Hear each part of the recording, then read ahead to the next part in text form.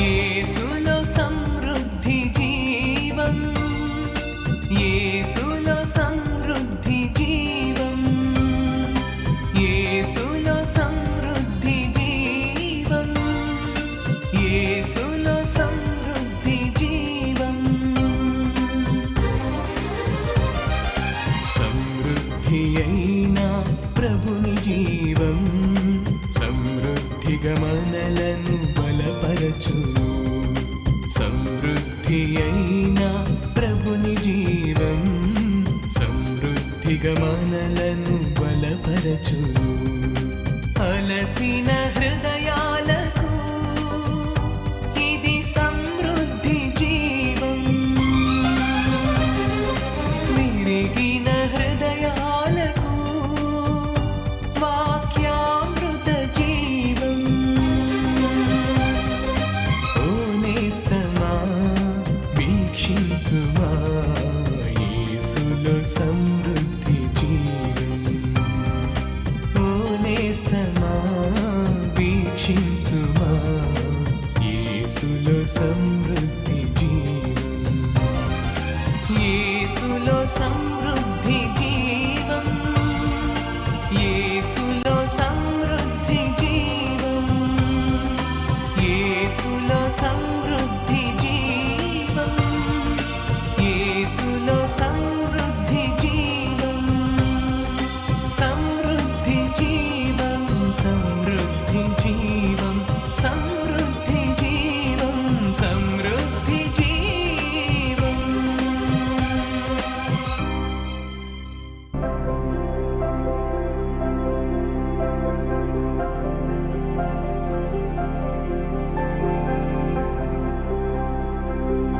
దేవుని వాక్యాన్ని ధ్యానం చేసుకుందాం. మీకా గ్రంథము 6వ అధ్యాయము 8వ వచనము.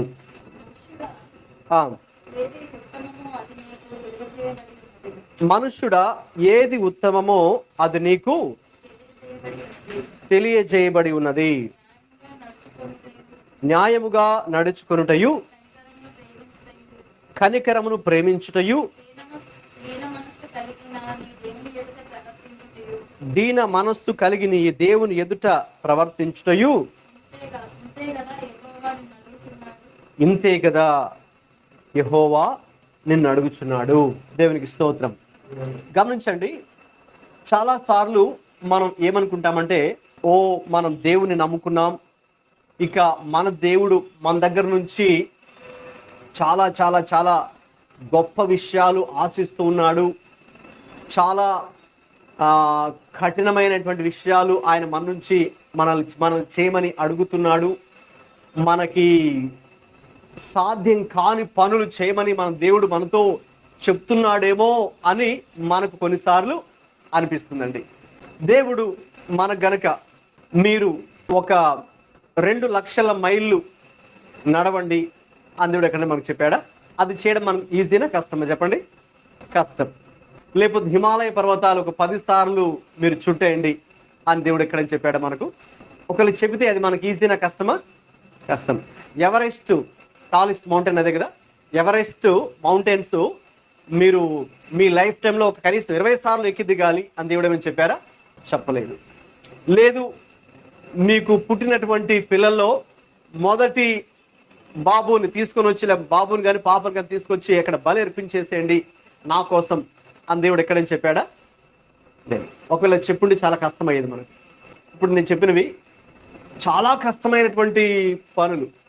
లేకపోతే దేవుడు ఏమైనా ఒక కత్తి తీసుకొని, లేకపోతే ఒక మేకు తీసుకొని మీ దేహాన్ని గాయపరుచుకోండి, రక్తం చిందించండి అని దేవుడు ఎప్పుడని చెప్పాడా? మనకు చెప్పలేదు. ఇవన్నీ కనుక చెప్పుంటే మనకు చేయడానికి చాలా కష్టమయ్యేది. అమ్మో మన వల్ల కాదు, ఇవన్నీ మరి మనం చేయలేము. అయితే దేవుడు మనల్ని అవి ఏవి చేయమని చెప్పలేదు. అయితే దేవుడు మనల్ని ఏవి చేయమని చెప్తున్నాడంటే, ఇక్కడ 3 పనులు మాత్రమే చేయమని చెప్తున్నాడు. ఇంతే కదా దేవుడు నీ ఎదురు నుంచి ఆశించేది అనుంది. అవి అసాధ్యమైన పనులేవి కాదు. ఇప్పుడు నేను చెప్పాను కదండి, మనకు బహుశా 8 గంటలు నిలబడి ఉండడం అంటే కష్టమే అవ్వచ్చు, 16 గంటలు నిలబడడం కష్టమే కావచ్చు, కానీ అసాధ్యమైతే కాదు. మనం గనక ఒక సంకల్పంతో కదా, ఒక డిటర్మినేషన్తో ఒక డెసిషన్ తీసుకుని ఉండాలని కూడా మనం ఉండగలం. అంతే కదండి. దేవుడు మనకు ఆ శక్తిని కూడా మనకి ఇచ్చాడు. మనం ఏదైనా ఒక పని చేయగలము అని అనుకుంటే అది అక్కడికి వెళ్ళడానికి ఒక పని చేయడం దేవుడు మనకి ఆ యొక్క శక్తిని దేవుడు ఇస్తాడు. అయితే గమనించండి, మన జీవితాల్లో చాలా సార్లు మనం ఏమనుకుంటామంటే, అమ్మో మరి మనము ఇప్పుడు ప్రభువుని నమ్ముకున్నాము, మరి విశ్వాసులుగా మారాము, మందిరానికి వెళ్తున్నాము, మరి ఇది భక్తి చాలా ఖచ్చితమైన భక్తి చేయాలని పాస్టర్ గారు చెప్తున్నారు, లేకపోతే ఇలాగంట అలాగంట, ఇది మన వల్ల కాదేమో, ఇది మనకు కష్టము, మరి ఆయన అలా చెప్తున్నట్లుగా మనం నడుచుకోలేము, మన జీవితాల్లో మనకి చాలా కష్టం, మనకున్న పరిస్థితులను బట్టి, మనకున్న ఒత్తిడిని బట్టి, మనకున్నటువంటి దీన్ని బట్టి మరి అలా ఉండడం కష్టము అని మనం కొన్నిసార్లు మనకు అనిపిస్తుంది. అంటే ఖచ్చితమైన భక్తి ఇలా చేయడం కొన్నిసార్లు మనకు కష్టంగా మనకు అనిపిస్తుంది. అయితే చూడండి, దేవుడు మనము ఏమైతే చేయగలమో అవే చేయమని మనకు చెప్పాడు వాక్యంలో. మన వల్ల కానివి, మనకు అసాధ్యమైనవి చేయమని దేవుడు ఎప్పుడు ఎక్కడ కూడా చెప్పలేదు. అది మనం చాలా స్పష్టంగా గ్రహించాలండి. ఎందుకంటే చాలా మంది విశ్వాసులు ఏమనుకుంటారంటే, అమ్మో మనము ఇలా భక్తి చేయడం చాలా కష్టము, లేకపోతే ఇలాగ వాక్యం చెప్పినట్టుగా మనం జీవించడం అంటే ఈ తరంలో ఈ రోజుల్లో కష్టము. అప్పుడంటే వాళ్ళు ఎలాగో జీవించేశారు, ఆ కాలంలో అంటే ఆ నోహ కాలంలో కానీ అబ్రహాం కాలంలో వాళ్ళు ఎలాగో జీవించేశారు, దేవునితో కరెక్ట్గా ఉన్నారు. ఇప్పుడు ఈ రోజుల్లో మన వల్ల ఇది కాదు, మన పరిస్థితులు వేరు, కాలం మారిపోయింది, పరిస్థితులు వేరు. నీతిగా నిజాయితీగా ఉంటే చాలామంది ఏమంటారండి, నీతికి నిజాయితీకి రోజులు లేవు, లేక రోజులు చల్లవు, మనం అలాగ ఖచ్చితంగా ఉండాలంటే కుదరదండి, మన వల్ల కాదు. మరి చెప్పాల్సిన చోట మరి మనం అబద్ధాలు చెప్పాలి, చేయాల్సిన చోట మరి చిన్న చిన్న మోసాలు చేయాల్సిందే, మరి కొన్ని చోట్ల మరి మనం తీసుకోవాల్సిన చోట కొన్ని చోట్ల మరి లంచాలు తీసుకోవాల్సిందే, లేకపోతే మరి కొన్ని చోట్ల మనం ఇలా చేయకపోతే మనం సొసైటీలో మరి మనం ముందుకు వెళ్ళలేమండి. రోజులు అలా ఉన్నాయి, రోజులు మారిపోయాయి. అప్పట్లాగా వాళ్ళు ఖచ్చితంగా అలాగా భక్తిగా ఉంటే మనం వెనక్కి వెళ్ళిపోతాం, మనం వెనకనే ఉండిపోతాం, మనం ఇంకా ఫార్వర్డ్లోకి వెళ్ళిపోం, మనం ముందుండం, మనం ఇంకా వెనకే ఉంటాం, మరి మనం ఏది సంపాదించుకోలేం, ఇంక ఇలాగే ఉండిపోతాం, ఇలాగే పేద స్థితిలో ఉండిపోతాం అని చాలామంది రకరకాలుగా ఊహించుకొని కొన్ని విషయాలు దేవుడు చెప్పినట్లుగా మనం ఉండడానికి అవ్వదండి.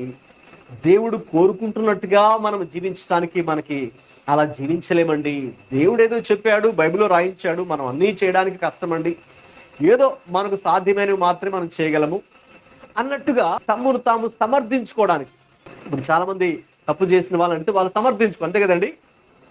చివరికి కోర్టులో రుజువైనటువంటి నేరాలను కూడా వాడు మీడియాకు ముందు తీసుకొస్తే వాడు తప్పును ఒప్పుకుంటాడండి, ఒప్పుకోడు.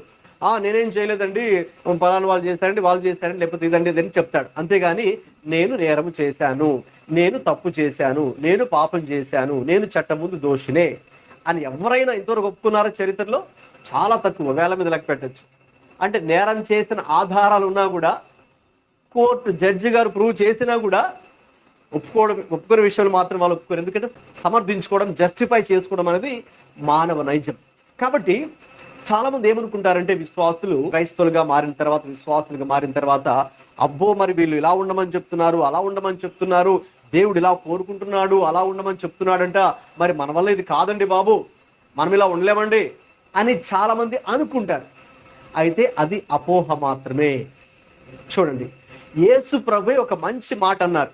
ఏంటంటే, భక్తి చేయడం కానీ, ఆయన్ని వెంబడించడం కానీ, ఆయన్ని ప్రేమించడం కానీ మనమైతే చాలా కష్టం అనుకుంటాం కదా. యేసే చెప్పిన మాట చదవండి, మత్తయి సువార్త 11వ అధ్యాయము 29వ వచనం. నేను శాశ్వతుడను, మీ మీద నా కాడి ఎత్తుకొని నా యొద్ద నేర్చుకొనుడి, అప్పుడు మీ ప్రాణములకు విశ్రాంతి దొరుకును. కాడి సులువుగాను నా భారం తేలికగాను ఉన్నది. ఆయన కాడి సులువుగాను, ఆయన భారం ఎలా ఉందండి? తేలిగ్గా ఉంది. సులువు, తేలిక అంటే చాలా ఈజీ. అంటే మీరు నన్ను వెంబడించడం చాలా ఈజీ, మీరు నాకు ప్రార్థించడం, నాకు మొరపెట్టుకోవడం, లేకపోతే నా ఆజ్ఞలు గైకొనడం, నేను చెప్పినట్లుగా బైబిల్ ఏమైతే రాయించానో ఆ ప్రకారంగా మీరు పాటించడం, అలా ప్రాక్టీస్ చేయడం, అలా ఫాలో అవ్వడము చాలా ఈజీ. ఇంకా మీరు ఆర్మీ ట్రైనింగ్ చాలా టఫ్గా ఉంటుంది కదండి. Military training, defence, army, navy, air force ఉన్నాయి కదా డిఫెన్స్, మరి చాలా స్ట్రిక్ట్గా ఉంటాయి, చాలా టఫ్ అనమాట, చాలా చాలా కష్టం. అందుకే చాలా మంది అందులో నుంచి ఫిల్టర్ అవుట్ అయిపోతుంటారు అనమాట కదండి. చాలా తక్కువ మందే అందులోకి సెలెక్ట్ అవుతూ ఉంటారు ఆర్మీలోకి, అంటే డిఫెన్స్, ఆర్మీ, నేవీ కానీ ఎయిర్ ఫోర్స్ కానీ. ఎందుకంటే చాలా టఫ్, చాలా కష్టం అండి బాబు, చాలా స్ట్రిక్ట్ ట్రైనింగ్ అండి. ఇలా ఉండాలంట, అలా ఉండాలంట, ఈ టైంకే రావాలంట, ఆ టైంకే వెళ్ళాలంట, ఇంతే తినాలంట, ఇంత తినకూడదంట, ఈ ఐటమ్స్ తినాలంట, ఆ టైమ్స్ తినకూడదంట, ఓకేనా, లేకపోతే ఇలాగా బయటికి తిరగకూడదంట, లేకపోతే ఇక్కడే ఉండాలంట అని చాలా ఉంటాయి. ఆర్మీ ట్రైనింగ్ చేసిన వాళ్ళు అడిగితే వాళ్ళు చెప్తారు, రైట్. అది చాలా కష్టం. అయితే మనం భక్తి చేయడము యేసయ్యే చెప్తున్నాడు, నేను చెప్పట్లేదు. ఈ సులువు, నా కాడి ఎలా ఉందండి, సులువుగా ఉంది, నా భారము తేలిగ్గా ఉంది.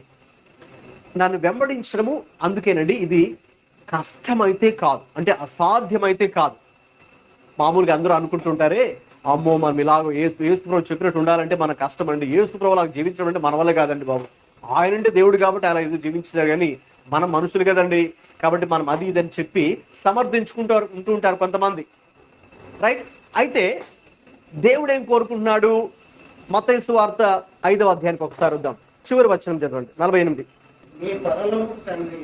మీ పరలోకపు తండ్రి పరిపూర్ణుడు గనుక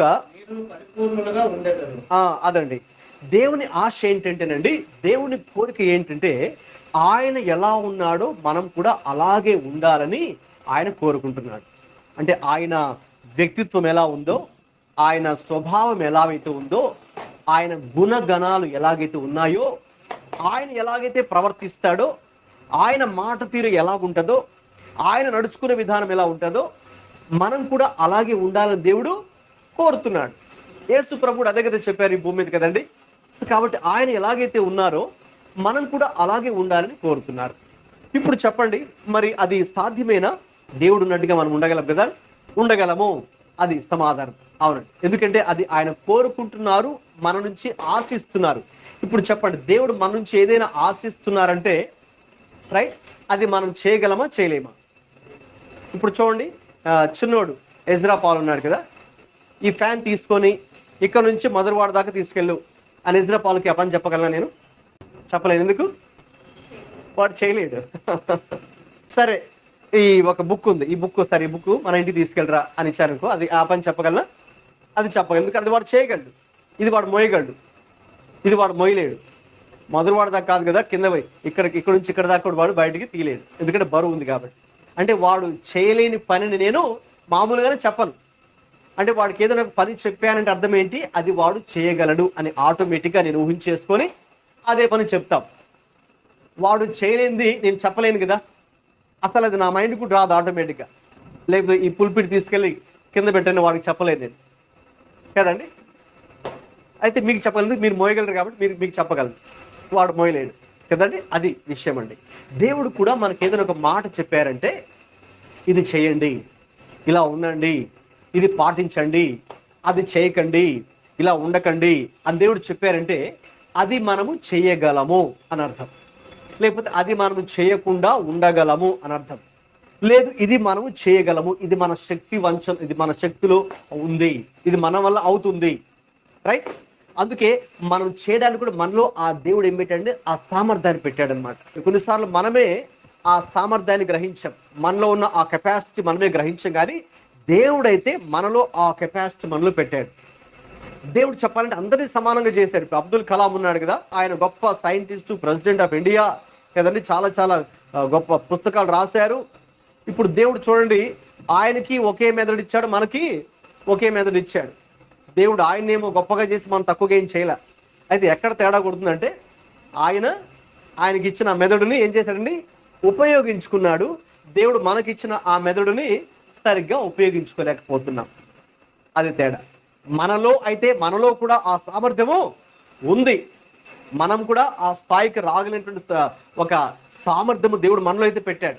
అదే విధంగా ఇక్కడ కూడా మనం ఆలోచిస్తే, మరి నా కాడి సులువుగాను నా భారం తేలిగ్గాను ఉందని యేసయ్య చెప్పినప్పుడు, అంటే ఆయన్ని వెంబడించడం కానీ ఆయన ఏవైతే ఆజ్ఞలు చెప్పారో అది పాత నిబంధనలు కానివ్వండి, కొత్త నిబంధనలు కానివ్వండి, దేవుడు చెప్పినటువంటి ఆజ్ఞలు అన్నీ కూడా మరి మనం కూడా వెంబడించగలమా, పాటించగలమా, పాటించలేమా? చెప్పండి. పాటించగలం. అది దేవుడు మనకు చెప్తున్నాడు.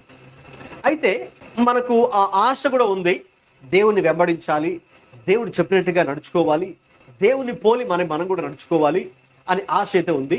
అయితే మధ్యలో సాతానుడు వాడు ఏం చేస్తుంటే మనల్ని అలా చేయనివ్వకుండా వాడు మధ్యలో కొన్ని మనకి ఆటంకాలు, శోధనలు తీసుకొని వస్తూ ఉంటాడు.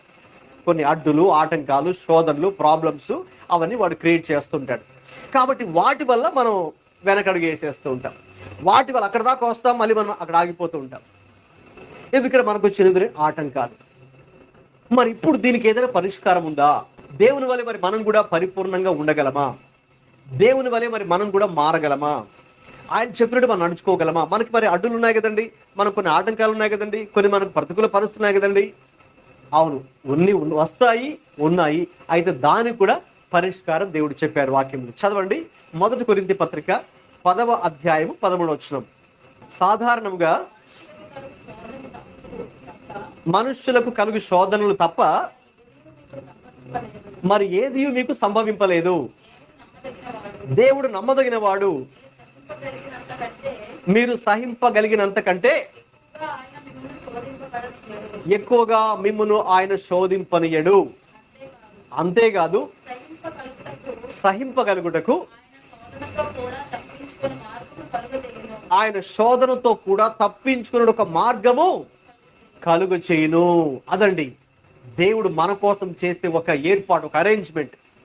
ఒకవేళ మనము ఆయన్ని అనుసరించే క్రమంలో ఆయన ఫాలో అవుతూ ఉండగా, ఆయన చెప్పినట్లు, బైబిల్లో ఆయన చెప్పినట్లు మనం నడుచుకుంటూ ఉన్నప్పుడు మనకేదైనా ఆటంకాలు వస్తే, మనకేమైనా ప్రాబ్లమ్స్ వస్తే, మనకేదైనా సాతానుడి ద్వారా లేక మనకు సొంతగా మన యొక్క స్వయంలో నుంచి కూడా మనకు కొన్నిసార్లు ప్రాబ్లమ్స్ ఎదురవుతుంటాయి. సో వాటికి కూడా దేవుడు సొల్యూషన్ చూపించాడు బైబిల్లో. ఏంటంటే ఆయన సాధారణంగా మనకొచ్చే సమస్యలు, శోధనలే తప్ప దానికి మన శక్తికి మించినవి దేవుడు మన జీవితాల్లో కూడా అలౌ చేయడు. ఓకేనండి. ఎగ్జాక్ట్లీ నేను ఏదైతే చెప్పానో, మరి ఎజ్రా పాల్ చిన్నోడిని నేను ఇది తీసుకొని అక్కడ దాకా మధురవాడ దాకా వెళ్ళు అని ఎలాగైతే నేను చెప్పలేనో, దేవుడు కూడా మనతో అలా చెప్పడు. అంటే మనం ఏదైతే చేయగలమో, మనకున్నటువంటి ఆ సామర్థ్యం, ఆ కెపాసిటీ ఎంతో దేవుడు మనకు తెలుసు. కాబట్టి ఇక దాని ప్రకారంగానే మనల్ని ఆయన నడిపిస్తాడు, లేక మన జీవితాల్లో కొన్ని ఆయన అనుమతిస్తాడు. అది కూడా ఏంటి, మన శక్తికి మించినవి కావు, మన విదిన్ ద లిమిట్స్ అన్నమాట. మనకున్నటువంటి శక్తికి లోనే ఆయన కొన్ని అనుమతిస్తాడు. అయితే కొన్నిసార్లు ఇంకా మనకి ఏమనిపిస్తుంది అంటే, అయ్యో ఇది నా శక్తికి మించింది, ఇది నేను ఈ సమస్యను లేకపోతే ఈ యొక్క శ్రమని లేకపోతే ఈ శోధని మరి నేను జయించలేను, ఇది నా శక్తికి మించింది అని కూడా మనం కొన్నిసార్లు అనుకుంటాం, అలా ఫీల్ అవుతుంటాం. అంటే ఇప్పుడు ఎవరికున్న సమస్య వాళ్ళకి పెద్దదిగా కనిపిస్తుంది కదండి, రైట్? నాకున్న సమస్య నాకు పెద్దదిగా కనిపిస్తుంది, మీకున్న సమస్య మీకు పెద్దదిగా కనిపిస్తుంది, అది కామనే. అయితే దానికి మళ్ళీ సొల్యూషన్ ఉంది. దానికి కూడా దేవుడు ఏమన్నాడండి, ఆయన నమ్మదగిన వాడు కాబట్టి ఆయన మేము ఆ శోధనలో నుంచి లేక ఆ శ్రమలో నుంచి తప్పించుకోవడానికి ఒక మార్గాన్ని కూడా ఆయన ఏర్పాటు చేస్తాడు. మార్గాన్ని కూడా ఆయనే ఏర్పాటు చేస్తాడు. ఎలాగంటే మన జీవితాల్లో కొన్ని ప్రాబ్లమ్స్ని ఆయనే అనుమతించి సొల్యూషన్స్ కూడా ఆయనే క్రియేట్ చేస్తారు. కాబట్టి మన జీవితాల్లో సాతాను ద్వారా కావచ్చు, మనుషుల ద్వారా కావచ్చు, పరిస్థితుల ద్వారా కావచ్చు, మనకెదురయ్యే ఆటంకాలు, మనకెదురయ్యేటటువంటి శోధనలు, మనకైనటువంటి ప్రతికూల పరిస్థితులు, అంటే మనకి ఇంకా బ్రేక్ పడే కొన్ని పరిస్థితులు మనకు ఎదురవుతాయి. మనకేమో కొన్నిసార్లు దేవునిలో బాగా ఎదగాలని ఆశ మనలో ఉంటుంది కదండి. ఏదో పరిస్థితి వచ్చేస్తుంది, మనకు బ్రేక్ పడిపోద్ది అనమాట. ఇంకా బ్రేక్ పడిపోయి ఇక మనం దేవునితో సహవాసంలో ఉండకుండా మనలో ఉన్న ఆశ కూడా అలాగలాగా డౌన్ అయిపోయేటట్టు ఆ పరిస్థితి మనల్ని చేసేస్తుంది. అయితే దానికి కూడా దేవుడు పరిష్కారాన్ని చూపిస్తూ, ఇదిగో నేను ఆ పరిస్థితులు కూడా మీకు ఒక తప్పించుకునే ఒక మార్గం, అంటే బయటపడే ఒక మార్గము మీకు ఏర్పాటు చేస్తాను, చూపిస్తాను. రైట్? సో చిన్నపిల్లలకి అది ఏదో ఉంటుంది కదా, దారి కనుక్కోండి అని, పజిల్సా కదా, ఇక్కడ స్టార్ట్ అయ్యి అన్ని ఇలా ఉంటాయి చూడడానికి కదా, గజిబిజిగా ఉంటుంది కదండి. ఇక్కడ దారి ఎక్కడ ఉంది అనుకుంటాం మనం, దారి కనుక్కోండి అని ఇస్తాడుగా పేపర్లు కానీ అక్కడక్కడ. సో అయితే మీరు నిదానంగా అక్కడే అలా చూస్తూ స్లోగా ట్రై చేస్తే వచ్చేస్తుంది కదా. ఒక్కసారి చూడడానికి ఇక్కడెక్కడ దారి ఉంది, అన్ని దారులు పూసిపోయాయి కదా అనుకుంటాం మనం కదా, అంతా క్లోజ్ అయిపోయింది కదా అనుకుంటాం. కానీ మీరు జాగ్రత్తగా అలాగే చూస్తూ స్లోగా ట్రై చేస్తే ఆహా ఇది అవ్వదు, ఇది అవుతుంది అని అలాగ ట్రై చేస్తే తప్పకుండా ఒక దారి అయితే ఉంటుంది అనమాట. సో అక్కడ స్టార్ట్ చేసి ఇలా తిరిగి మొత్తానికి ఆ బయటకు వచ్చేటట్టు వే అయితే వాళ్ళు పెట్టుంటారు అక్కడ. అది మనకు అనుకోవాలి, దారి కనుక్కోవడానికి ఇస్తాడుగా పజిల్ లాగా, అదనమాట. సో దేవుడు కూడా మనము ఈ పజిల్ ఆఫ్ లైఫ్, జీవితము అనే ఈ పజిల్లో మనకు కనబడే ఈ చిక్కుముడులన్నీ కూడా దాటుకుంటూ దేవుడు అయితే ఒక మార్గం అయితే మనకు బయటకు వచ్చే మార్గం అయితే దేవుడు పెట్టాడు, ఏర్పాటు చేశాడు. సో అది కానీ చూడడానికి ఎలా ఉంటుంది, మనకి ఎక్కడున్నాయండి దారులు అన్ని మూసిపోయాయి కదా అని అనుకుంటాం మనం. దారి లేదండి అంతేనండి అనుకుంటాం మనం. అయితే మన మనసు పెట్టి కొంచెం నిదానించి తొందరపడకుండా కొంచెం టైం తీసుకొని కనుక ఓకే మనం ఆలోచించి దేవుడి దగ్గర ఆ విషయాన్ని పెట్టి దేవుని యొక్క సహాయాన్ని అడిగితే ఆ చిక్కుముడిలో నుంచి మనం బయటకు రావడానికి కూడా దేవుడి యొక్క మార్గాన్ని దేవుడు ఏర్పాటు చేస్తాడు. కాబట్టి చూడండి, అందుకే చెప్తున్నాను, ఇప్పుడు మనం దేవుణ్ణి అనుసరించడము, దేవుణ్ణి వెంబడించడం, దేవుని ఆజ్ఞలు గైకొనడం, ఆయన కమాండ్స్, ఆయన రూల్స్ మనకు పెట్టేటువంటి ఆయన డూస్ అండ్ డోంట్స్ ఏవైతే ఉన్నాయో అవి అనుసరించడము మన వల్ల అయ్యే పనే కాబట్టే దేవుడు పెట్టాడు. లేదు మన వల్ల అవదనుకోండి, దేవుడు పెడతాడా? దేవుడు పెట్టాడు, దేవుడు చెప్పడు. మనం ఏదైతే చేయగలమో దాన్నే దేవుడు పెట్టాడు. కాబట్టి అందుకే ఆయన యొక్క కాడి సులువుగాను ఆయన భారం తేలిగ్గాను ఉంది. కాబట్టి ఒకటి ఈరోజు మన మైండ్స్లో చాలా లోతుల్లో బలంగా నాటుకోవాలని నేను కోరుకుంటున్నాను. ఏంటంటే అది దేవుణ్ణి వెంబడించడము, ఈ భక్తి చేయడము, ఈ ప్రార్థనా జీవితం అనేది, లేకపోతే యేసు ప్రభు ఇచ్చినటువంటి ఈ ఆజ్ఞలు అనుసరించడం అనేది ఇది మన వల్ల సాధ్యమే, ఇది మన వల్ల అవుతుంది. ఇది మనం అనుకున్నట్టుగా ఇది కష్టమైతే కాదు. కొంచెం మీకు స్టార్టింగ్లో కొంచెం అటు ఇటుగా ఇబ్బందిగా ఉండొచ్చు, కానీ అంతే కదండి. మీకు కార్ డ్రైవింగ్ ఎప్పటిదాకా కష్టం అండి? నేర్చుకున్నాక మీకు కష్టం, రైట్? ఇప్పుడు మీరు కార్ చాలా ఈజీగా ట్రాఫిక్లో కూడా డ్రైవింగ్ చేయగలరు కదండి, సిటీ ట్రాఫిక్లో కూడా. ఓకే, ఎందుకంటే మీరు నేర్చుకున్నారు. సో స్టార్టింగ్లో మీకు కూడా అది కష్టంగా ఉండొచ్చు, రైట్? సో అయితే కార్ ఒకసారి నేర్చుకున్న తర్వాత మళ్ళీ మీకు అది ఈజీ. హైవే మీద అయినా, లాంగ్ డ్రైవ్ అయినా, సిటీ ఫుల్ ట్రాఫిక్లో అయినా ఈజీగా ఎక్కడికి ఎవరికి డాష్ ఇవ్వకుండా కూడా మనం చక్కగా హ్యాపీగా డ్రైవింగ్ చేసేయచ్చు. సో మనం నేర్చుకునేంత వరకే అది కష్టం. అక్కడ ఆ లైన్లోకి వచ్చేంత వరకే మనకి కొంచెం కష్టంగా అనిపిస్తుంది. ఇంకొకసారి మీకు నేర్చుకున్నారనుకోండి, స్విమ్మింగ్ కానీ డ్రైవింగ్ కానీ ఏదైనా నేర్చుకునేంత వరకు టఫ్గా ఉంటుంది. నేర్చుకున్న తర్వాత చాలా ఈజీ. ఇంక తర్వాత వేరే వాళ్ళతో మాట్లాడుతూ మీరు చక్కగా డ్రైవింగ్ చేయగలరు, ఈత కొట్టగలరు అనమాట. భక్తి జీవితం కూడా అంతే.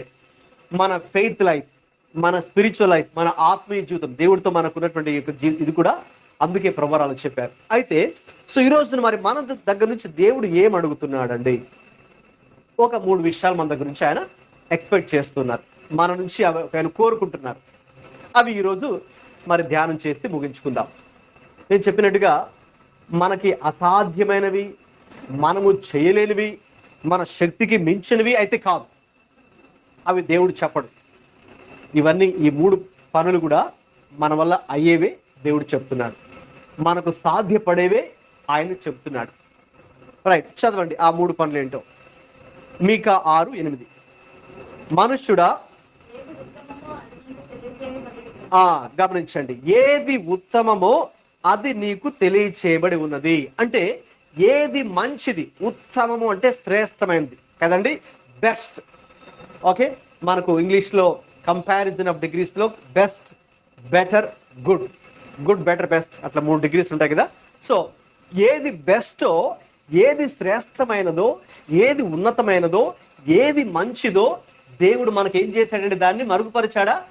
మనకు చెప్పకుండా దాచిపెట్టాడా దేవుడు? ఆయన లేదేం చేశాడంటే దాన్ని ఆయన మనకు తెలియచేశాడు. అవునండి.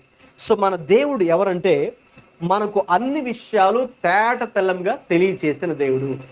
మనకన్నీ క్లియర్గా, ఇక ఏ మాత్రము డౌటు, కన్ఫ్యూజను లేకుండా, మనల్ని ఇంకా ఎక్కడా కూడా డార్క్ రూమ్లో, చీకటిలో మనల్ని పెట్టకుండా దేవుడు అన్నీ మన ముందు తేట తెల్లంగా తెలియజేశాడు. ఎందులో తెలియజేశాడు?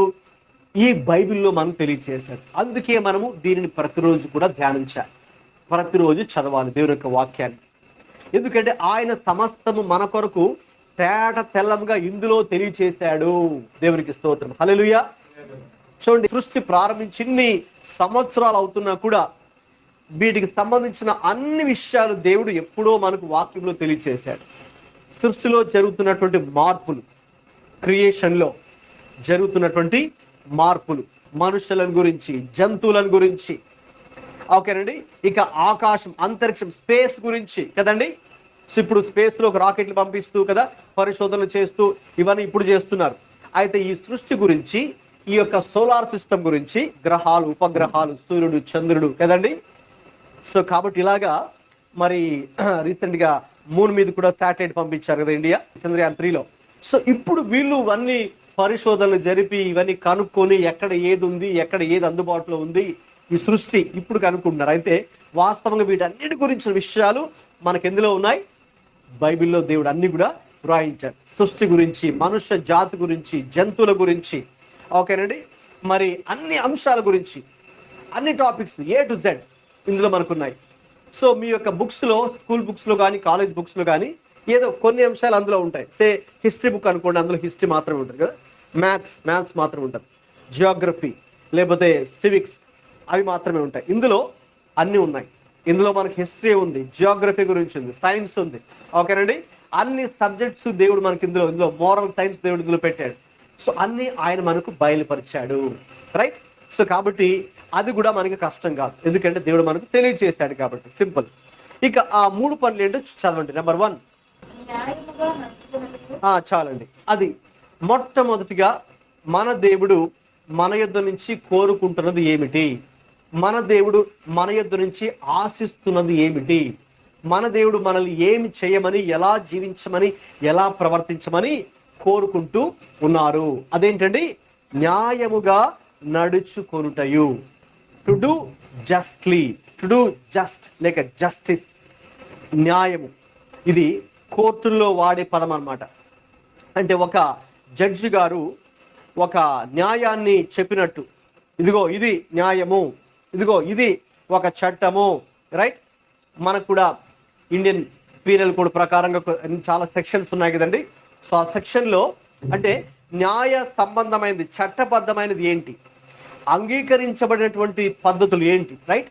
మన దేశంలో కొన్ని అంగీకరించారు, కొన్ని నిషేధించారు. అందుకే క్రైమ్స్, ఎందుకు క్రైమ్స్ అంటున్నారు వాటిని? అవి నిషేధించారు కాబట్టి. నిషేధించినవి చేయడము నేరము, రైట్. సో మరి దొంగతనం అనేది ఒకటి, అది ఒక నేరము. ఒక వ్యక్తిని చంపడం అనేది ఒక నేరము. సో కాబట్టి అది ఒక చట్టముగా చేసి, అందుకే వాళ్ళు దాన్ని ఎవరైతే ఆ చట్టాన్ని ఉల్లంఘిస్తారో, లాని బ్రేక్ చేస్తారో, తప్పకుండా వాళ్ళకి ఫైన్ విధిస్తారు, తర్వాత శిక్ష కూడా విధిస్తారు. అందుకే జైల్లోకి వాళ్ళని పంపిస్తారు. వాళ్ళు ఎవరైనా సరే వాళ్ళు చట్టాన్ని ఎవరైతే బ్రేక్ చేస్తారు. సో అంటే దేవుడు మనకంటూ ఒక చట్టాన్ని దేవుడు మనకు ఇచ్చాడు, మనకంటూ ఒక న్యాయాన్ని దేవుడు మన ముందు ప్రవేశపెట్టాడు, మన ముందు పెట్టి, ఇదిగోండి ఇది ఇలా నడుచుకోండి, ఇది న్యాయమైనది, ఇది న్యాయమైనటువంటి మంచి ప్రవర్తన, ఇది నేను అంగీకరించే ప్రవర్తన, ఇది నేను ఓకేనండి మీరు నేను కోరుకుంటుంది ఇది, రైట్. ఫర్ ఎగ్జాంపుల్ మీరు జూలోకి వెళ్ళారనుకోండి, జూ పార్క్లోకి వెళ్తే వాళ్ళు అక్కడ కొన్ని రాస్తారు, డూస్ అండ్ డోంట్స్. మీరు ఈ జూలోకి వచ్చారు కాబట్టి మీరు ఏం చేయొచ్చు, ఏం చేయకూడదు. ఫర్ ఎగ్జాంపుల్ అక్కడ ఒక జంతువు ఉందనుకోండి, మీరు వెళ్ళి ఆ జంతువుని కొట్టచ్చా? అది చేయకూడదు. లేకపోతే అక్కడ వాళ్ళు ఏదో ఫ్లవర్స్ అని పెట్టారు, వెళ్ళి ఆ ఫ్లవర్స్ అన్ని తెంపేసి కింద పడేయచ్చా? తెంపకూడదు. అక్కడ రాస్తారన్నమాట ఏం చేయాలి, ఏం చేయకూడదు. ఓకే. సో అలాగా ప్రతిదీ కూడా మనకు అలాగే మనకు ఉంటుంది అనమాట. సో దేవుడు కూడా ఈ లోకంలో విశ్వాసులుగా మనకు కూడా మనం ఏమి చేయాలి, ఏమి చేయకూడదు, ఏది ఆయన దృష్టిలో అంగీకరించబడేటటువంటి ప్రవర్తన, ఏది సరైన ప్రవర్తన. మీరు స్కూల్లో కానీ కాలేజ్లో కానీ ఇదిగో ఇవి మీరు కొన్ని చేయొచ్చు, మీరు కొన్ని చేయకూడదు. సో కాబట్టి మీరు క్లాస్ జరుగుతుంది కాబట్టి ఇదిగో క్లాస్లో మీరు ఇది చేయకూడదు, క్లాస్లో ఉన్నప్పుడు మీరు ఇలా ఉండాలి, లేకపోతే కాలేజ్లో ఉన్నప్పుడు మీరు ఇది చేయకూడదు, ఇవి నిషేధించాము, ఇక్కడ ఇవి మీరు చేయాలి, అంతే కదండి. ప్రతి చోట ఒక ఆఫీస్ తీసుకున్నా, ఒక షాప్ తీసుకున్నా, ఒక కాలేజ్ తీసుకున్నా కదండి, ఒక పార్కు, జూ పార్కు తీసుకున్నా, ఏది తీసుకున్నా కూడా అక్కడ ఖచ్చితంగా ఏముంటాయండి? డూస్ అండ్ డోంట్స్, అంటే ఏవి చేయొచ్చు, ఏవి చేయకూడదు అని ఉన్నాయి. సో ఇవన్నీ ఎలా వచ్చాయంటే దేవుడు మనకు మొదట్లో ఆయన ఈ సిస్టమ్ స్టార్ట్ చేశాడు కాబట్టి. ఈ జస్టిస్, ఈ జ్యుడిషియరీ సిస్టమ్ అనేది ఎవరు స్టార్ట్ చేశారండి? ఆయన స్టార్ట్ చేశారు. సో నేను ఒకసారి ఆ యొక్క లా కాలేజీలో కూడా మాట్లాడుతూ, తర్వాత అక్కడ లా చదువుకుంటున్న వాళ్ళు ఉన్నారు, ప్లస్ ఆల్రెడీ లాయర్స్గా జడ్జెస్గా ఉన్న వాళ్ళు కూడా ఆ మీటింగ్కి వచ్చారు. సో లాయర్స్, జడ్జెస్, ఇంకా ఫ్యూచర్లో లాయర్స్గా జడ్జెస్గా మారబోయే వాళ్ళు ఆ కాలేజీలో మీటింగ్ జరిగితే అక్కడ నన్ను వాళ్ళు ఆహ్వానిస్తే నేను వెళ్ళాను స్పీకర్గా. సో అక్కడ అవును, అక్కడ కూడా ఆ న్యాయ వ్యవస్థ అనేది ఎవరు స్టార్ట్ చేశారు అని వాళ్ళకి చెప్పారంటే దేవుడే దాన్ని స్టార్ట్ చేశారు. సో మనకి ఎక్కువగా ఆ లా గురించి ఎక్కడ ఉందండి? మనకు బైబిల్లో ఉంది చాలా విషయాలు. సో కాబట్టి దేవుడే దాన్ని పెట్టాడు. సో ఇప్పుడు అయితే దేవుడు అది పెడితే విచారకరమైన సంగతి ఏంటంటే ఇక్కడ దేవుని ప్రజలు అలా నడుచుకోవట్లేదు. దేవుడే మీరు ఇది చేయండి అని చెప్తే దాన్ని అలా చేయట్లేదు, ఇది చేయకండి అంటే దాన్ని చేస్తున్నారు. మనిషి స్వభావం, పిల్లలకు మనం చెప్పామంటే ఇది చేయద్దురా అంటే వాళ్ళు అదే చేస్తారు.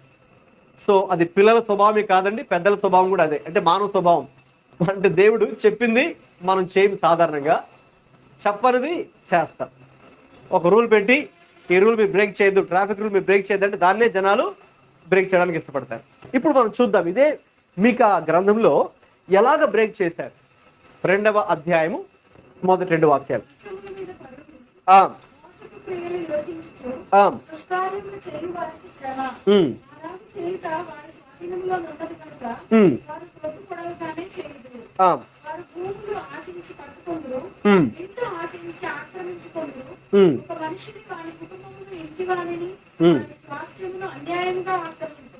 అదండి, దేవుడేమో న్యాయంగా నడుచుకోండి బాబు అని చెప్తుంటే ప్రజలు ఎలా ఉన్నారండి?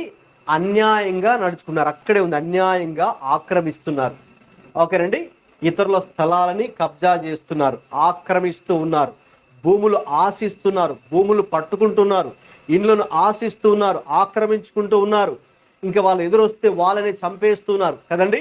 ఇవన్నీ చెప్పాలంటే అసలు ఇప్పుడు మన కళ్ళ ముందే జరుగుతున్నాయి కదండి, మన కళ్ళ ముందే జరుగుతున్నాయి. మొన్న ఎవరినో ఇక్కడ ఎంఆర్ఓని చంపేస్తారంటే మన వైజాగ్లో కదండి. సో ఎందుకంటే ఎవరో పెద్ద పెద్ద రాజకీయ నాయకులు కొన్ని స్థలాలు కబ్జా చేసేసి వాటిని వాళ్ళ పేరు మీద రిజిస్ట్రేషన్ చేయమని అడిగితే మరి వాళ్ళకంటూ కొన్ని ఉంటాయి కదండి, ఆల్రెడీ రూల్స్ ఉంటాయి కదా, వాళ్ళు అన్నీ చేయలేరు కదా, అధికారం అవుతుంది కానీ అన్నీ చేయలేరు కదండి, వాళ్ళు కూడా రూల్ ప్రకారం చేయాల్సిందే. మరి రూల్ ప్రకారం నేను ఒప్పుకోను సార్, ఇది చేయకూడదు సార్, తప్పు సార్ అంటే ఏం చేస్తారు? అతన్ని చంపేశారు.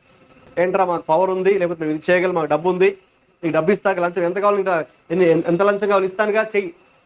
అయితే నేను చేయను సార్, ఓకేనా, మరి అది తప్పు, అది అన్లాఫుల్, అన్ఎథికల్, అది అనైతికమైంది, అది తప్పు, రైట్. రేపొద్దున అది తెలిస్తే తప్పకుండా బయటకు వస్తే నేను నాకు శిక్ష నాకు విధిస్తారు. ఇప్పుడు డబ్బు ఆస్తి తీసుకొని మీకు చేస్తాను అనుకోండి, తప్పు. అయితే అతను అలా చేయలేదని అతని మీద కసి పెట్టుకుని ఏం చేస్తారండి వాళ్ళు? ఎవరో అతన్ని చంపేస్తారంట, ఎంఆర్ఓని చంపేస్తారంట. చూడండి. సో ఇవి ఈ రోజుల్లో ఎలాగైతే మనం అన్ని వింటూ ఉన్నామో వార్తల్లో, ఆ రోజుల్లో కూడా ఇవి జరిగాయి. ఇంకా చెప్పాలంటే ఇవి ఎవరు చేస్తున్నారంటే మాకు దేవుడు తెలుసు అని చెప్పుకున్న వాళ్ళే, ఆ ఇశ్రాయేలీలే ఇటువంటి తప్పులకు, ఇటువంటి అన్యాయమైన మోసపు క్రియలు చూసారా? ఫస్ట్ వచనంలో మీకు మోసపు క్రియలకు దేవుని ప్రజలే పాల్పడ్డారు. అది చాలా విచారకరమైన సంగతి. మాకు దేవుడు తెలుసు, దేవుడు చెప్పిన ఆజ్ఞలు మాకు తెలుసు అని చెప్పుకుంటున్న వాళ్ళే ఇలాగ వాళ్ళు పాల్పడ్డారు, ఇలాగ తప్పుడు కార్యాలు వాళ్ళు చేశారు, అన్యాయంగా నడుచుకున్నారు. ఇంకా ఇంకా ఎలా నడుచుకున్నారు అన్యాయంగా? 3వ అధ్యాయము 2-3 వచనాలు. అయినను మేలును అసహించుకొని కీడు చేయడానికి ఇష్టపడుతున్నారు.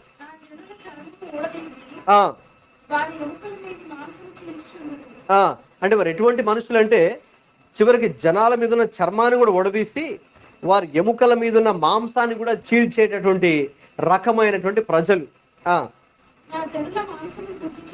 నా జనుల మాంసాన్ని కూడా భుజిస్తూ వారి చర్మాన్ని ఒలిచి వారి ఎముకలను విరిచి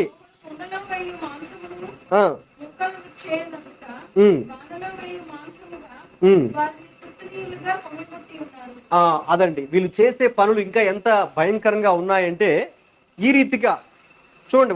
ఒక మాటలో చెప్పాలంటే మేలుని అసహించుకొని కీడుని ఇష్టపడే జనాలు వారు ఆ రోజుల్లో.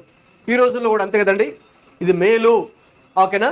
ఇప్పుడు ఎవరైనా మందు తాగేవాడికి బాబు తాగొద్దు అని మనం వెళ్ళి వాడిని ఆపి, మందు తీసుకోబోతుండగా వాడిని ఆపి, ఇదిగో నువ్వు తాగితే ఇలా అవుతుంది, చూడు ఎలా అవుతుందో ఫోటో కూడా నీకు చూపిస్తాను, నీ లివర్స్ ఎలా తయారవుతాయి, లేకపోతే నీ బాడీలో ప్రతి ఆర్గన్ ఎలా తయారవుతుంది, ఎలా చచ్చిపోతావు నువ్వు చూడు బాబు అని చెప్తే వాడు వింటాడండి? నువ్వు చెప్పడానికి నా డబ్బులు నా ఇష్టం అని వాడు ముందుకు వెళ్ళిపోతాడు. సో చెడుని చేయడానికే ఇష్టపడతాడు, మంచిని చేయడానికి ఇష్టపడరు. చెడ్డది చేయడానికి, చెడ్డ మాటలు మాట్లాడడానికి ఇష్టపడతారు కానీ మంచి మాటలు మాట్లాడడానికి ఇష్టపడరు. చెడ్డ ప్రవర్తన చేయడానికి ఇష్టపడతారు, మంచిగా ఉండడానికి ఎవరు ఇష్టపడట్లేదు. అదండి. సో ఎందుకంటే ఆ రోజుల్లో వారు ఆ రీతిగా తయారయ్యారు. అందుకే దేవుడు ఆ పై వచనం అంటే మొదటి వాక్యంలో అన్నాడు, 3:1 చదువుతారా?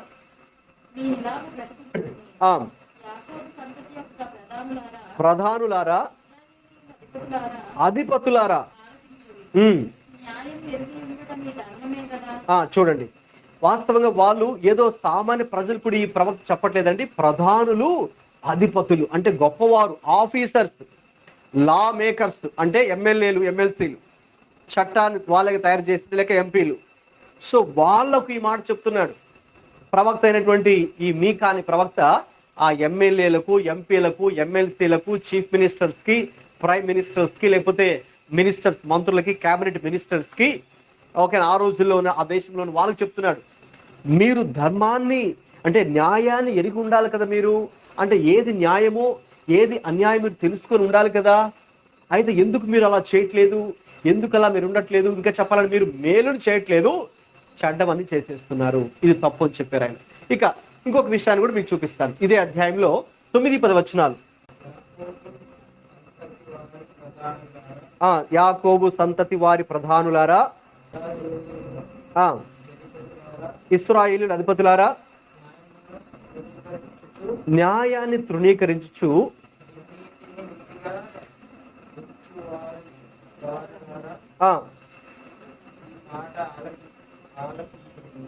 అదండి.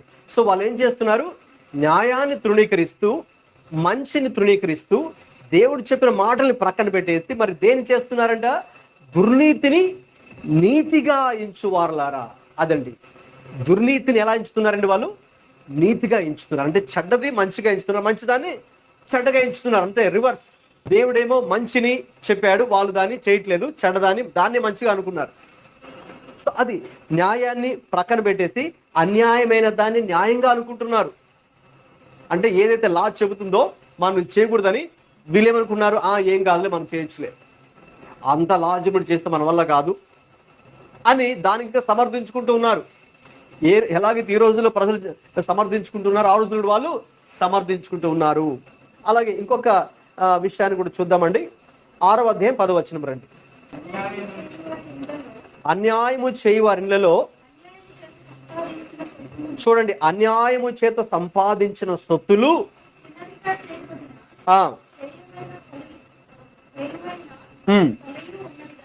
అదండి, అంటే అన్యాయంగా సంపాదిస్తూ ఉన్నారు.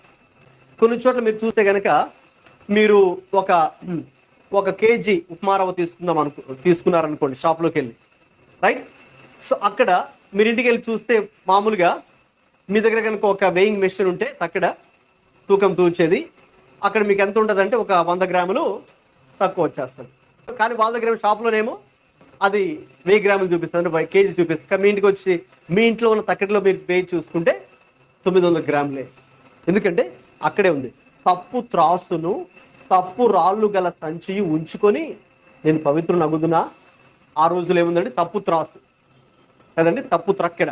అంటే పాతకాలం ఇది వాడేది, ఇప్పుడు మనకి వేయింగ్ మెషిన్ వచ్చింది కదండి.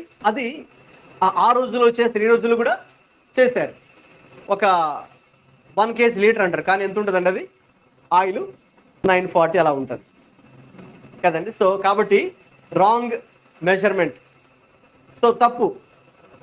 ఓకేనా? తర్వాత పైన ఏమో బయట చాలా ప్యూర్ అంటాడు, అది ప్యూరేనండి, ప్యూర్ ఆయిల్ అంటాడు, కానీ ప్యూరా? నో, చాలా కల్తీ. ఈ రోజుల్లో ఎందుకు అందరి ఆరోగ్యాలు పాడవుతున్నాయంటే అంతా కూడా కల్తీ వల్లే. సో ప్యూర్ హనీ అంటాడు, ప్యూర్ హనీ అండి కాదు. ప్యూర్ హనీ ఎంత? 10% ప్యూర్ హనీ, 90% కలుషితమైంది కదండి. సో అలాగా ఈ రోజుల్లో జరుగుతుంది, ఆ రోజుల్లో కూడా అది జరుగుతుంది. అన్యాయంగా చేసేవారు, లంచాలు తీసుకునేవారు, త్రక్కెళ్ళు అన్ని కూడా తప్పుగా చేసేవారు, మోసం, అన్యాయం, రైట్. సో కాబట్టి ఇలాగున్న దేవుడేమో తన వాక్యంలో న్యాయంగా మీరు నడుచుకోండి అని దేవుడు చెప్పాడు. అంటే ఇది 2 విషయాలుగా మనం త్వరగా నేను ముందుకు వెళ్తాను. ఫస్ట్ మనం దేవుని విషయాల్లో దేవుడు ఏదైతే చెప్పాడో అది మనం నడుచుకోవాలి న్యాయంగా, ఏం చేయమని ఆయన విషయంలో. ఇక రెండవది మనుషుల పట్ల కూడా మనం న్యాయంగా నడుచుకోవాలి. అంటే దేవుడు ఇది చేయండి అని చెప్పారనుకోండి, అది మనం చేయాలి, అది ఆయన దృష్టిలో న్యాయంగా ఉంటుంది. రెండవది మనుషుల పట్ల కూడా మరి మనం న్యాయంగా నడుచుకోవాలి. ఉదాహరణకి లంచము తీసుకోవడం, లేక లంచాన్ని డిమాండ్ చేయడము, లేకపోతే ఆ త్రక్కెడ దాన్ని ఇప్పుడైతే డిజిటల్ వచ్చింది కదండి, దాన్ని తేడా చేసేయడము, రికార్డు తేడా చేయడము. లేక మీరు పెట్రోల్ బంకులో వినే ఉంటారు కదండి, పెట్రోల్ బంకుల్లో వాళ్ళు ఏం చేస్తారంటే మనకేమో 1 లీటర్ చూపిస్తాడు, కానీ అంత మనకి ఎంత ఆయిల్ 1 లీటర్ రాదు, వాడు దాన్ని ట్యాంపరింగ్ చేశాడు. సో తర్వాత కారు ఇంతే తిరిగిందండి, ఓకేనండి, మేము జస్ట్ కారు 10 కిలోమీటర్లు తిప్పామండి అంటారు, కానీ అది 1,00,000 తిరిగింటుంది. సో వాడు ఏం చేశాడు, 3 సున్నాలు తీసే ట్యాంపరింగ్ చేయొచ్చు, ఆ స్పీడోమీటర్ని ట్యాంపరింగ్ చేయొచ్చు. ఇవన్నీ మోసాలు. సో కాబట్టి ఇలాగా దేవుని పట్ల మనం న్యాయంగా నడుచుకోవాలి, ఆయన చెప్పిన చేయాలి. మనుషుల పట్ల కూడా మరి మనము న్యాయంగా నడుచుకోవాలి, అదండి దేవుడు కోరుతుంది. మరి ఇప్పుడు చెప్పండి, న్యాయంగా నడుచుకోవడం సాధ్యమా? న్యాయంగా నడుచుకోవడం అసాధ్యమా? సాధ్యమే. కానీ చాలా మంది అంటారు, న్యాయంగా నీతి న్యాయానికి ఈ రోజుల్లో కాలం చల్లదండి బాబు, నువ్వు ఇలాగే ఉండిపోతావు, కాబట్టి నువ్వు తొందరగా పైకి రావాలంటే ఏం చేయాలి? నీకు వచ్చే జీతం సరిపోవట్లేదు, ఒక విఆర్ఓగా, ఒక ఎంఆర్ ఆఫీసులో గుమాస్తాగా నీకు ఇంత జీతం సరిపోవట్లేదు, కాబట్టి నువ్వు ఏం చేయాలి? మరి అవకాశం దొరికినప్పుడల్లా కూడా లంచాలు తీసుకోవాలి అని చాలా మంది సమర్థించుకుంటారు. కానీ అది దేవుని దృష్టిలో అది పాపము, అది అసహ్యము, రైట్. మనము అది చేయకూడదు. అయితే నువ్వు కనుక దానికి కట్టుబడి ఉంటే అప్పుడు దేవుడు ఏం చేస్తాడో తెలుసండి, మనం అనుకుంటాం మనకు వచ్చే జీతం సరిపోదు, మనకున్న ఖర్చులు ఎక్కువ ఉన్నాయి, రాబడితే ఆదాయం తక్కువ, ఖర్చులు ఎక్కువ మనం అనుకుంటాం. కానీ నువ్వు దేవుని న్యాయాన్ని కట్టుబడి జీవిస్తే నీకు వచ్చే ఆ జీతము తక్కువ జీతమైనా దేవుడు ఏం చేస్తాడు, దేవుడు దాన్ని దీవించి అన్ని అవసరాలు మనకు తీర్చబడి నెలాఖరికి ఇంకా మన చేతులు కొంచెం డబ్బులు మిగిలేలా దేవుడు చేస్తాడు. అది దేవుడు మన పట్ల చేసే ఆయన కార్యం.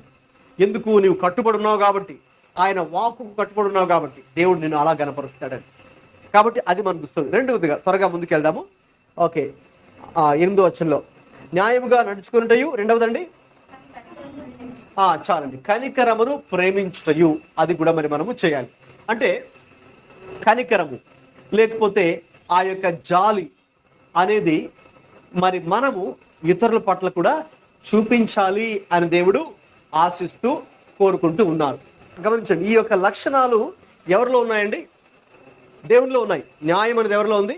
దేవునిలో ఉంది. ఇప్పుడు కనికరం అనేది కూడా ఎవరిలో ఉంది? దేవునిలో ఉంది.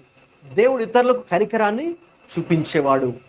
ఇతరులకు ఎందుకు? దేవుడు మనకు చూపించాడు లేదా కనికరాన్ని? చూపించాడు. దేవుడు మనల్ని, మనం ఇంకా పాపులు ఉండగానే ప్రభు మనల్ని రక్షించాడు, మన కనికరం చూపించాడు. మనం చేసిన ప్రతి పాపాన్ని దేవుడు క్షమించాడు, అంటే కనికరం చూపించాడు. ఇప్పటికీ దేవుడు మనల్ని ఇంకా సహిస్తూనే భరిస్తూనే ఉన్నాడు కదండి. మనమైతే కొంతమందిని భరించలేము, సహించలేము. అయితే మన దేవుడు మనల్ని ఆయన సహిస్తూ భరిస్తూ మన పట్ల ఓర్పును సహనాన్ని దేవుడు కలిగి ఉన్నాడు. అంటే దాని అర్థం కనికరాన్ని చూపిస్తున్నాడు. మీరు కొన్ని విషయాలు ప్రార్థిస్తారు, దేవుడి దగ్గర కన్నీరు కార్చి ప్రార్థించినప్పుడు దేవుడు ఏం చేస్తాడండి? ఆయన కనికరాన్ని చూపించి ఆ ప్రార్థన దేవుడి జవాబును దయచేస్తాడు. సో కాబట్టి ఆయన గుణమే కనికరం చూపించే గుణము. ఆయన గుణమే ఆ ప్రేమ, జాలి, కనికరాన్ని చూపించే మనస్సు దేవుడిది. కాబట్టి ఇప్పుడు దేవుడు ఏం చెప్తున్నాడు? మీరు కూడా అలాగే నడుచుకోండి. చాలాసార్లు మనం ఏం చేస్తామంటే దేవుడిచ్చే కనికరాన్ని పొందుకుంటాం, కానీ ఆ కనికరాన్ని ఇతరులకు మరి మనము చూపించాం. అందుకే యేసుప్రభు వారు ఒకసారి ఒక కథ చెప్పారు. ఆ కథ ఏంటంటే, ఒక ఊరిలో ఒక రాజుగారు ఉన్నారు. ఆ రాజుగారు ఒక వ్యక్తికి మరి కొంత అప్పు ఇచ్చాడు. అప్పు ఇచ్చిన తర్వాత ఒక డేట్ చెప్పాడు, ఫలానా రోజు వచ్చి నువ్వు అప్పు తీర్చాలి అన్నాడు. సరే రాజుగారు అని చెప్పాడు. మరి ఆ డేట్ వచ్చింది, మరి అతను అప్పు తీర్చలేకపోయాడు. పిలిచి, ఎందుకు ఇంకా అప్పు చెల్లించలేదురా అని అడిగితే, అయ్యో రాజుగారు, నాకు ఇంకా సమయం ఇవ్వండి, నాకు ఫలానా కష్టంలో ఉన్నాను, నేను అప్పు తీర్చలేను సారు అని అడిగితే, సరే ఆయన కనికరపడి ఏం చేశాడంటే, సరే వద్దులే, నేను అప్పుని క్యాన్సిల్ చేసేస్తున్నాను, నువ్వు కట్టక్కర్లేదు, వెళ్ళిపో అని అతన్ని క్షమించి అప్పు క్యాన్సిల్ చేసి పంపించేశాడు. అతను చాలా హ్యాపీ ఫీల్ అయ్యాడు. అమ్మో, రాజుగారు నాకు ఇంత అప్పు ఉంది, క్యాన్సిల్ చేశారు కాబట్టి కట్టక్కర్లేదు, అబ్బాయి ఎంత మంచివారు రాజుగారు అని చెప్పి వెళ్ళిపోయాడు.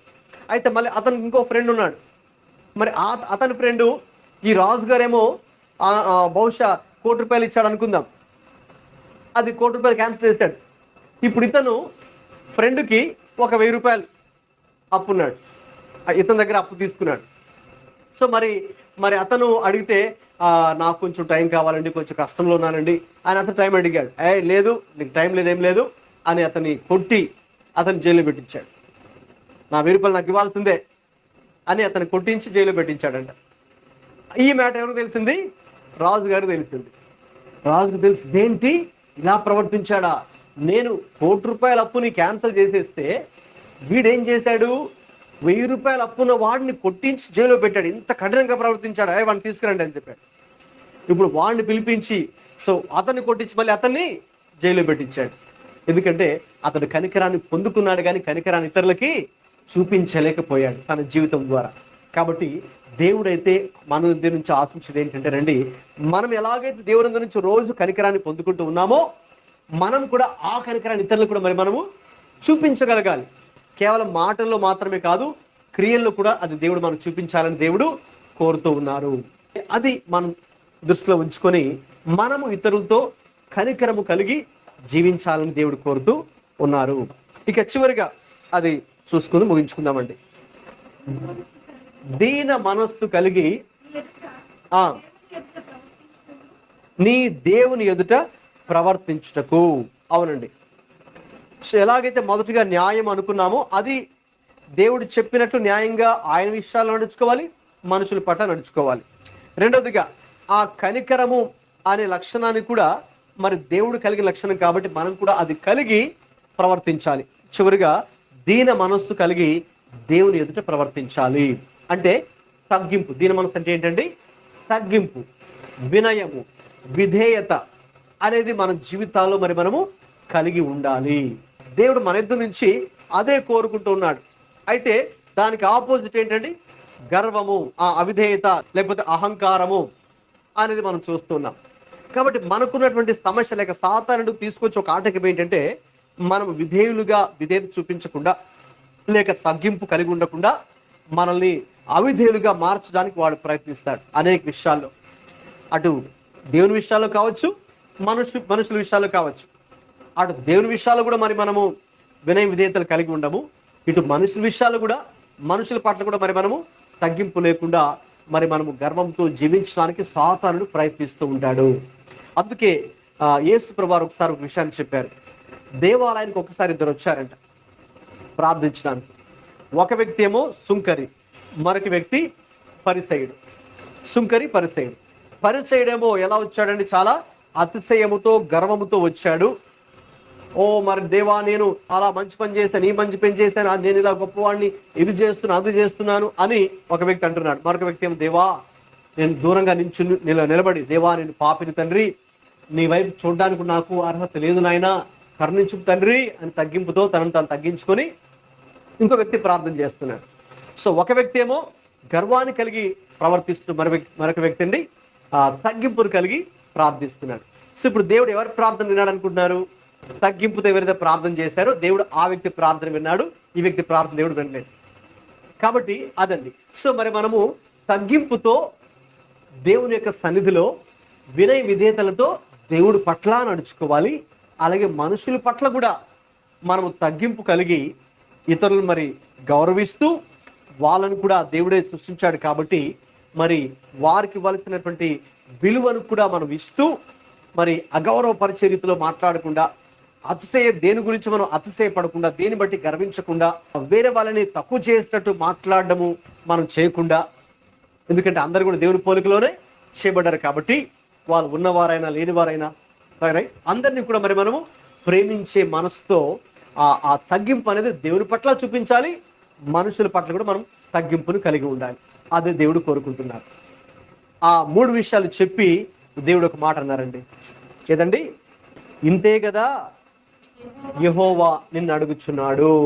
అదండి, ఇంతే కదా, ఈ 3 విషయాలే కదా నేను మీ దగ్గర అడుగుతున్నాను. ఇవి కష్టమైనవి ఏమీ కాదు కదా, మీరు చేయగలిగినవి కదా, మీ చేతుల్లో ఇది ఉన్నవే కదా, మీకు సాధ్యమయ్యే పనులే కదా, మరి ఎందుకు మీరు ఇలా నడుచుకోవట్లేదు అని దేవుడు ఆ రోజున ఆ విషయాలు ఒక విధంగా చెప్పాలంటే బాధతో కూడా చెప్పినట్టుగా మనం చూస్తాం. ఎందుకంటే వారు అలాగ నడుచుకోవట్లేదు. కాబట్టి ఈ రోజున ప్రభువు మనల్ని కూడా ఇదే 3 విషయాలు కలిగి జీవించమని కోరుతున్నారు. చివరిగా ఈ 3 సంగతుల గురించి ప్రభు వారి ఒక మాట అన్నారు. మత్తయి సువార్త 23:23. అయ్యో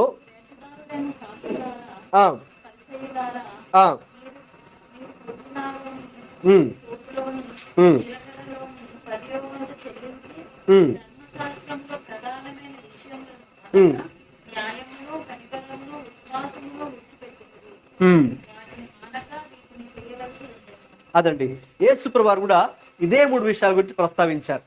మీరు ఇవన్నీ విడిచిపెట్టేశారు అంటే, ఆ రోజుల్లో పాత నిబంధన మీకా ప్రవక్త జీవించిన రోజుల్లో కూడా వాళ్ళు ఇవన్నీ విడిచిపెట్టేసి ఏదో మేము అది చేస్తున్నాం ఇది చేస్తున్నామని మతపరంగా వాళ్ళు చేస్తున్నటువంటి ఆచారాలు మరి పాటిస్తూ ఉన్నాంలే సరిపోతుంది అనుకున్నారు. కానీ అటు వాళ్ళు ఫెయిల్ అయ్యారు.